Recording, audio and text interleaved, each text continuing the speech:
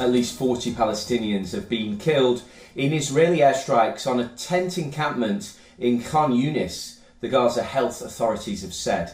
They claim that a designated humanitarian zone, the Al-Mawasi-based encampment housing displaced Palestinians, was hit by at least 4 missiles. Meanwhile, the United Nations chief Antonio Guterres has demanded an end to what he claimed was the worst death and destruction he's seen in his more than 7-year tenure. Also, the EU's High Representative Josep Borrell, on his visit to the Rafah border crossing, said that the countries have to do more and be quicker in finding a political solution to the war. Earlier in the day, a convoy of vehicles of the United Nations that was detained by Israeli military in the Gaza Strip has finally been released. The Israeli Defense Forces, IDF, said in a statement that they were acting following intelligence reports that a number of Palestinian suspects were present in the convoy and that it wanted to question them. Philip Lazzarini, the head of the UN Agency for Palestinian Refugees, UNRWA, said on X that the convoy was stopped at gunpoint just after the Wadi Gaza checkpoint and held for more than 8 hours, despite prior detailed coordination. During this time, Lazzarini said bulldozers caused heavy damage to the UN armoured vehicle. All staff and convoys are now released and back safely in the UN base, he informed. Meanwhile, the Israeli Prime Minister Benjamin Netanyahu says he's doing everything to win the war in Gaza and at the same time get Hamas to return the hostages.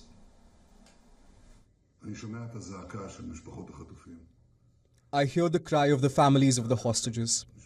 I hear the cry of the families who have lost what is most dear to them. My wife and I go to heartbreaking meetings that just breaks our heart to pieces. I hear, I listen. I don't judge either. And I'm doing everything to return the hostages and to win the war. Meanwhile, the US Deputy State Department spokesperson fended off questions about whether the country was being slow to respond to the killing of a 26-year-old Turkish American. Izgai Igi shot in the head at a demonstration in the West Bank, and the spokesperson said that the US was still speaking to Israeli allies about the shooting. Witnesses allege it was done by an Israeli military gunman at a period when the demonstration was calm. Well, we still don't know with full certainty what transpired and what happened, and that's why we are working to get as much information as we can, as well as encouraging our partners in Israel to quickly and robustly conduct and conclude their process and make their findings public so we can understand what happened. Well, our correspondent Jody Cohen joined us earlier to elaborate on the recent developments in West Asia. Yes, there have been quite a few developments. Firstly, Israel has detained 3 Palestinians from the West Bank, planning an imminent terror attack, they say, in central Israel, and that they seized their weapons. Secondly, rockets from Gaza have been fired at Ashkelon, a major city in southern Israel.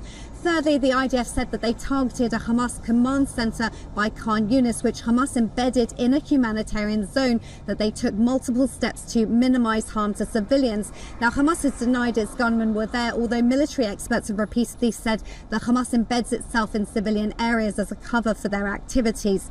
Now, fourthly, a convoy belonging to UNRWA was stopped by the IDF. UNRWA has said that the polio vaccination campaign could be paused as a result. The IDF said it delayed the convoy after receiving intelligence that several unauthorized Palestinians had snuck onto the convoy. Now, fifthly, Hamas has claimed a drone strike which hit a residential building in Nahariya, a large city in northern Israel. Hezbollah also claimed responsibility for a barrage of rockets at the western Galilee. Now, Israel has warned Hezbollah to retreat back to the UN-recognized boundary, that's the Litani River, and to stop firing rockets, or it would have to take military action. And US officials reportedly said that a war between Hezbollah and Israel could be catastrophic. Well, Jody also went on to tell us about the prospects of a hostage for ceasefire deal. So it's been a particularly hard week since the 6 hostages were executed by Hamas. And many people have expressed to me that they really feel like they did back just after the 7th of October. Now, a recording has been leaked of Prime Minister Netanyahu paying a condolence visit to Rabbi Elchanan Danino, the father of Ori, who's one of those hostages executed. Now, Rabbi Danino suggested that unity is the most important defense. He said he didn't know if the hostage release deal was close or not, but he criticized the Prime Minister for engaging in politics and for the 7th of October happening on his watch. Now, Netanyahu said that he can't say what goes on behind closed doors, but he said it's not only Hamas and Hezbollah, but, quote, it's an atomic weapon they'll drop here on all of us, referring to Iran. Now, this really epitomizes the continued debate in Israel on how far Israel should go for a deal for the hostages versus the belief that Hamas isn't interested in a deal, that it's interested in regional war. Now, according to an anonymous US official, President Biden is meeting the top advisors to discuss efforts for a deal. The official reportedly said that the US is growing frustrated with Hamas's demands, but that they hope that Qatar could persuade Hamas to take a more reasonable position.